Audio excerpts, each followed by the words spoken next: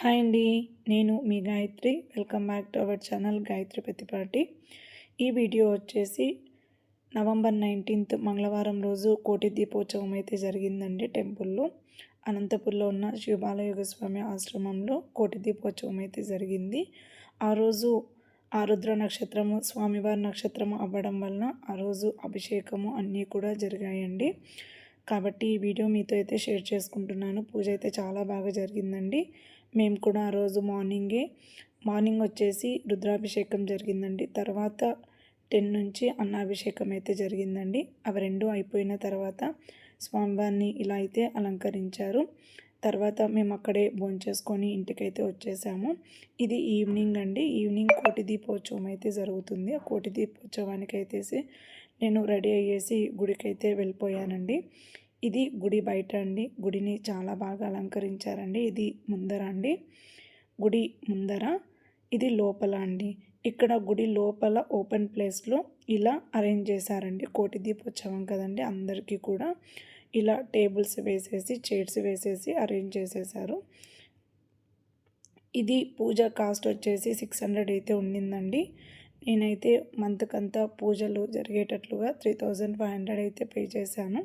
కాకపోతే కోటి దీపోత్సవానికి ఒక్కటే 600 కాస్ట్ అయితే ఉండిందండి. అన్నీ వాళ్ళే ఇస్తారండి. మొత్తం కిట్ అంతా కూడా వాళ్ళే ఇచ్చేస్తారు. ఆఖరికి పసుపు, కుంకుమ, ముగ్గుపిండితో సహా అన్నీ కూడా వాళ్ళే ఇచ్చారండి. మనం ఏమీ కూడా తీసుకుపోని అవసరం లేదు.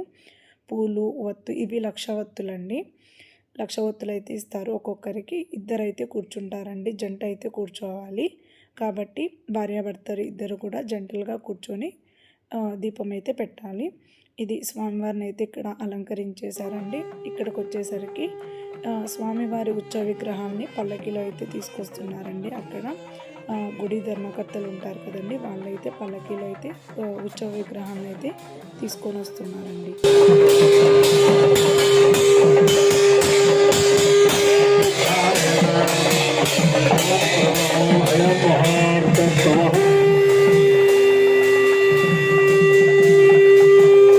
వాళ్ళు ఇచ్చిన కిట్లోనే అన్నీ కూడా ఉంటాయండి. ఇలా టేబుల్ మీద మనం ముందుగానే అన్నీ కూడా అరేంజ్ చేసి పెట్టేసుకుంటాము.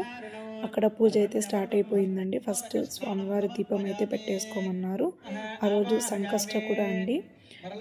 ఫస్ట్ అయితే గణపతి పూజను అయితే స్టార్ట్ చేసేసారండి. ఒక వక్క అయితే ఇచ్చారు మాకు. వక్కని గణపతిగా అనుకొని పూజ అయితే చేసుకోమన్నారండి. ఇలా వక్కని పెట్టేసుకొని ఫస్ట్ గణపతి పూజను అయితే స్టార్ట్ చేసేసుకున్నామండి. గణపతి పూజ అయితే అయిపోయిందండి. తర్వాత మేము అక్కడ అందరికీ కూడా ఒక్కొక్కరికి ఒక్కో జంటకు ఒక్కో సాలగ్రామం అయితే ఇచ్చారండి.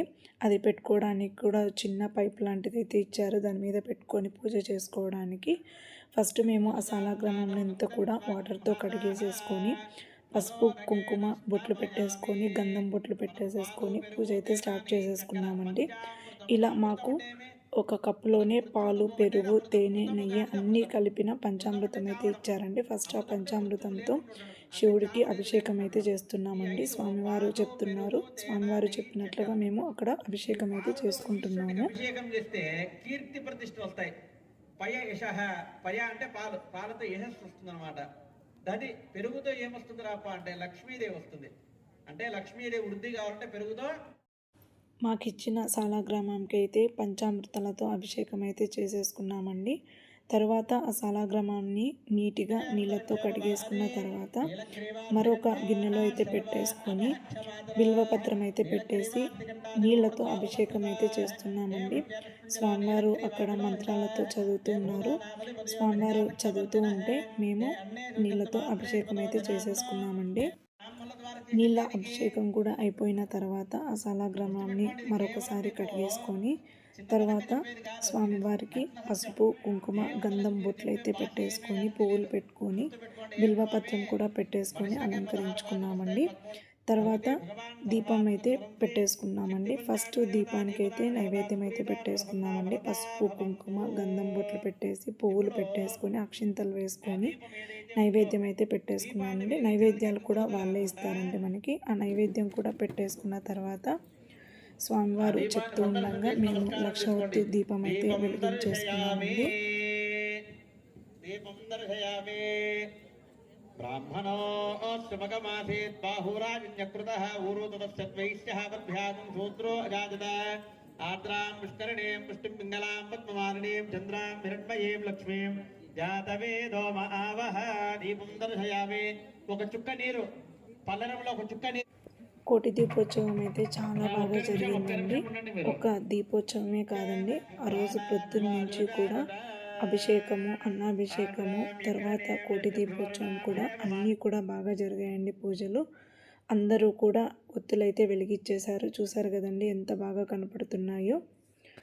ఇది లాస్ట్లో అండి స్వామివారికి ఇంకా అన్నీ కూడా అయిపోయిన తర్వాత స్వామివారికి మహామంగళారతి అయితే ఇచ్చారండి. మహామంగళారతి తర్వాత అందరూ కూడా స్వామివారిని దర్శనం చేసేసుకొని భోజనాలు కూడా అందరికీ అక్కడే అరేంజ్ చేసేసారండి. అందరూ కూడా దర్శనం అయిపోయిన తర్వాత అక్కడే భోజనాలు అయితే చేసేసుకొని తిరిగి ఇంటికైతే వచ్చేసామండి. ఈ వీడియో మీకు బాగా నచ్చినట్లయితే ప్లీజ్ లైక్ చేయండి. అలాగే మరిన్ని వీడియోస్ కోసం నా ఛానల్ని సబ్స్క్రైబ్ చేసుకోవడం మాత్రం మర్చిపోకండి. థ్యాంక్స్ ఫర్ వాచింగ్ అండి.